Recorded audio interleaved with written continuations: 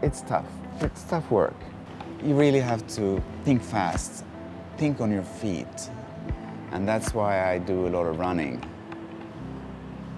Well, I actually started working for UNDP over 30 years ago. And I actually started at the very lowest grade of the professional category. And I was sponsored by SIDA, Sweden, as a junior professional officer. And that's how I got into working for UNDP. For the last 9 years, I've been managing UNDP's partnership with the Global Fund to fight AIDS, TB, and malaria. So I was in Zimbabwe probably at the end of the 1990s. It was at the height of the HIV epidemic in southern Africa. They did not have any medicines, and they were dying. I then worked for 9 years helping the country get access to HIV medicines. Now, UNDP has supported them in procuring medicines, and we are now up to 1 million people who are taking their pills. The life expectancy has gone back up to what it was before. It was a fantastic feeling. We together had saved millions of lives.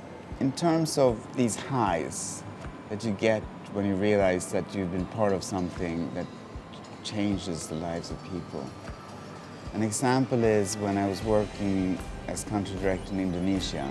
UNDP had this very unglamorous role of clearing the rubble after the tsunami. We realized that these landfills were emitting chemicals and carbon-2 emissions. So we put a flare on top of it and got some carbon credits. And then this project just became a very successful waste management program for Banda Aceh.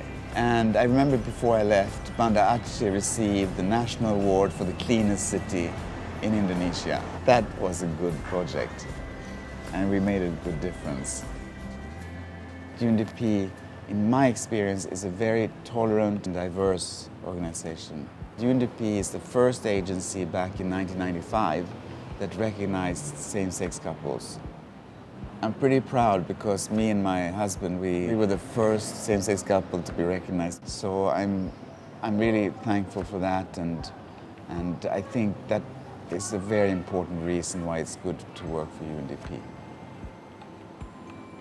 My advice to young people who want to join the UN, or specifically UNDP, I would say the most important thing is to have stamina and patience.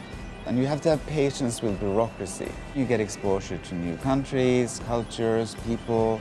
So the learning curve is really steep all the time. And you become a richer, more tolerant person. You need to remember the big picture and just get things done. This opportunity to contribute, to make a difference in the lives of people. This is a real luxury. And it just shows that, if you just keep creative and you have a good team, you can have a lot of fun and do a lot of good things.